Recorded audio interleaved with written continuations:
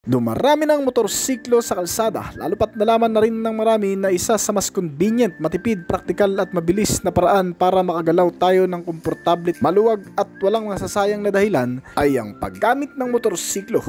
Isa sa pangunahing transportasyon ng mga Pilipino ngayon sa bansa para makarating ng mas mabilis sa kanya-kanyang nating destinasyon. Kaya naman karamihan sa mga brand ay laging may bagong motor na inilalabas, kagaya na lamang ng Honda motorcycle brand ay naglabas na naman ng panibagong motor para sa kanilang lineup.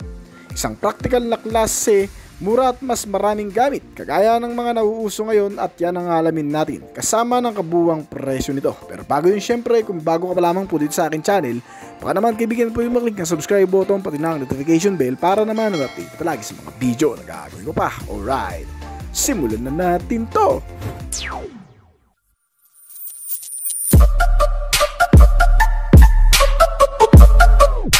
Masarap maglakbay sa mga kalye ng syudad, lalo na at kung may kasamang mga bagong style at pormahan.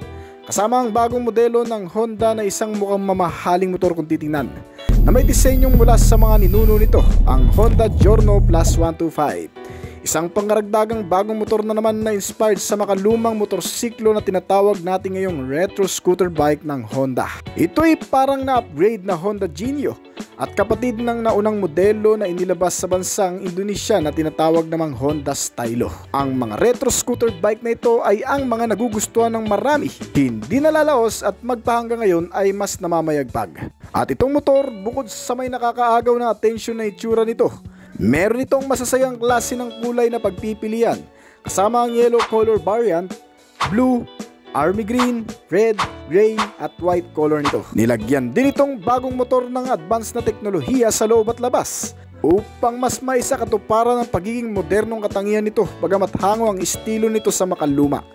Ang two-wheeler bike na ito ay isang madaling sakyan at gamitin na scooter, lalo na kung ikaw ay nasa syudad. Plano mong pumunta sa kahit saang sulok ng lugar, mamalengke, mag-drive patungo sa opisina o pumunta sa masisikip na kalsada. Naglalaman ito ng maraming practical na features, kabilang ang pagkakaroon nito ng maluwag na underseat storage space compartment na may sukat na 30 liters at kayang lagyan ng isang helmet, at may extra space for another cargo. Meron din itong malapad na pillion seat at tamang-tama para sa dalawang seater, na eksakto lang din para sa back ride dahil meron ding rear handle grab bar for carrier. Ang mga magpaparelax sa driver nito ay ang isang malapad na front footboard na pwede ring paglagyan ng ibang mga gamit na mapagkakasya mo dito. Meron itong isang bulsa sa harapan na may takip para sa ilang maliliit na gamit, tubig at resibo. At dito na rin nakalagay ang USB port charging system nito. At bukod pa dyan, narito na rin sa harap ng stepboard panel nito ang fuel lid o lagayan ng gasolina para mas maging accessible sa marami at hindi ka nabababa ng upuan para malagyan ito ng gas. Itong bagong retro scooter, kung pagbabasihan ng kabuuang estilo, ay para lamang ding isang premium na klase ng motor.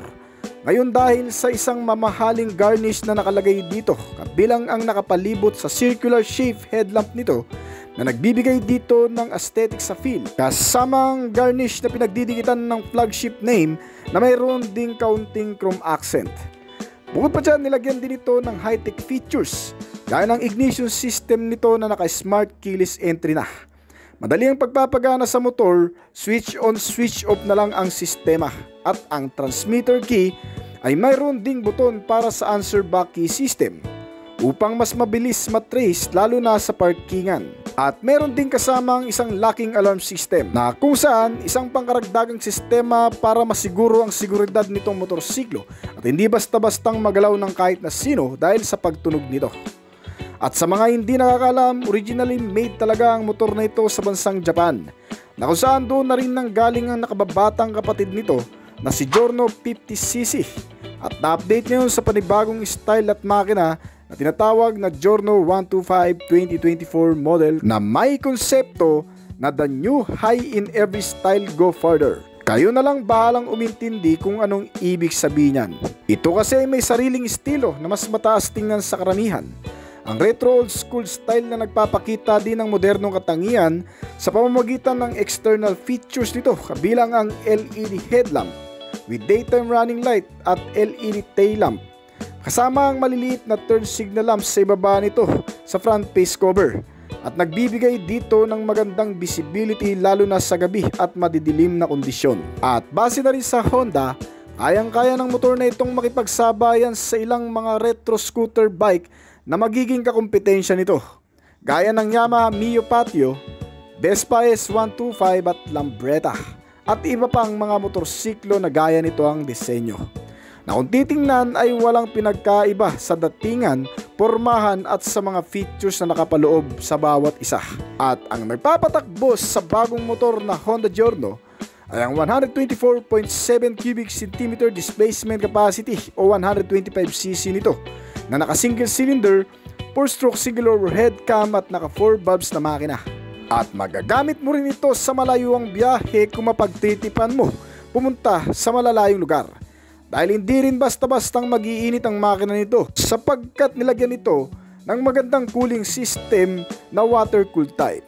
Meron din itong fuel supply system na tinatawag na PGM-FI o Program Fuel Injected Type ng Honda, at sinamahan din ito ng ESP Plus engine technology na nagko-contribute sa maayos na pagtakbo ng makina nito at upang walang masyadong marinig na ingay o dragging habang umaandar ang makina nito. At isa pa, ito rin ang dahilan kung bakit sa eksaktong dami ng fuel ay kaunti lamang ang nakukonsumo kapag tumakbo na.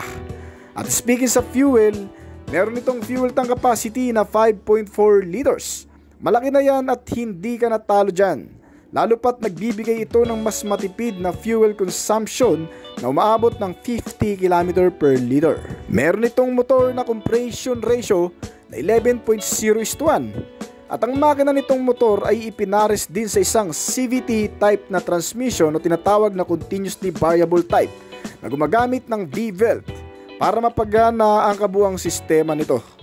Gumagawa ito ng maximum output na 11 horsepower sa kada 8,500 RPM at maximum torque na 10.8 Nm naman sa kada 5,500 revolution per minute. At meron itong motor na estimate top speed na umabot ng hanggang sa 100 to 105 km per hour. Bukod sa magandang disenyo, ilang mahalagang features ay sinamahan din ito ng mga safety and security features. Kabilang ang braking system, ang parehong gulong kasi nito ay makakapit din sa pamamagitan ng binalutang brake nito na binubuo ng disc type sa front at leading drum brake naman para sa rear. Kaya ang kapit nito, sigurado pagdating sa emergency braking ay hindi ka ipapahiya. Sinamahan din ito ng alinman sa anti-lock braking system o ABS at isang combination braking system o CBS. Depende sa variant na pipiliin mo. Kasi sa dalawang klaseng variant nito, ang top-end variant ang nilagyan ng ABS samantalang ang low-end variant nito ang naka-combination braking system. Kasama ang engine check warning para sa dagdag na safety features o sistema upang mapanatili ang maayos na pagpapatakbo ng makina nito, dahil dito ay makikita mo kung nagkakaroon na ng aberya itong motorsiklo at para madala ng mas maaga sa service center kung magkakaroon man. At isa pa, ay catching din ng digital LCD instrument panel meter gauge nito. Kuwang-kuha ang ilang features, notification, information na dapat mong malaman at makita dito. Ang disenyo nito ay halos katulad lamang sa Honda Click 125 na lahat ng mga kinakailangan mong impormasyon ay lumalabas at mas naiintindihan mo ng maayos. Kabilang ang fuel gauge, milyahe, orasan, mga notifikasyon, signal o sign dito sa motor. Meron itong motor na seat type na tinatawag na dual straight. Makapal lang foam kaya napaka-komportable ring sigurong upuan. Maganda na rin ang underbone chassis frame nito dahil sinamahan ng magagandang klase ng suspensions na napaka-reliable at nagdadala ng komportabling pagsakay. Inanitan ng front telescopic fork suspension at rear suspension na naka-unit swing arm na klase na may dual shock and coil spring. Meron din itong mga naka-tubeless tires na parehong may 12 pulgada ang kabuuang sukat. At pagdating naman sa dimension, may lapad itong motor na sumusukat na 68.3 cm at kabuuang haba din na 187.5 cm. Ang taas nito ay may sukat na 108 cm. Meron itong ground clearance size na 14 cm at tumitimbang ng 120 kg. Ang sitting height naman nitong motor ay tamang-tama para sa 5'2" ang height na may kabuuang sukat na 78 cm. Sa kasalukuyan ay inilalabas pa lamang ito sa bansang Thailand. At magkano nga ba ang presyo nito? Pagdating sa standard variant, ito ay may kabuuang presyo doon sa kanila na 61,900 Thai baht. Pag kinonvert sa Philippine peso, ito ay aabot ng 98,053 pesos. Ang ABS na variant naman nito ay nagkakahalaga ng 66,900 Thai baht. At sa Philippine peso, ito ay aabot ng 105,974 pesos dito sa bansa. Isa ito sa may tuturing magandang motor ng Honda na may retro style kung magkataong dalhin ito sa Philippine market. At siguradong magiging malakas na kukumpetensya nito ang Yamaha Mio Patio dito sa bansa. So hanggang dito lamang po siguro ng ating video. Ngayon kung nagustuhan nyo ang topic natin ngayon, baka pwedeng pa-click ng like button at pa-comment na rin ng iyong opinion sa baba ng video na ito. Bago po tayo magtapos ay nais ko po muna magpasalamat sa mga patuloy na sumusuporta at tumatangkilik at nag-aabang palagi sa mga video na ina-upload natin dito sa ating channel. Maraming salamat po at shoutout po sa inyo guys. Kaya kung bago pa lamang po din sa aking channel, baka naman kaibigan pwede maklik ang subscribe button pati na notification bell para naman ma-update ka palagi sa mga video na gagawin ko pa. At syempre hintayin ko rin ng opinion at comment po sa baba kung may mga tanungan ka tungkol sa video na ito.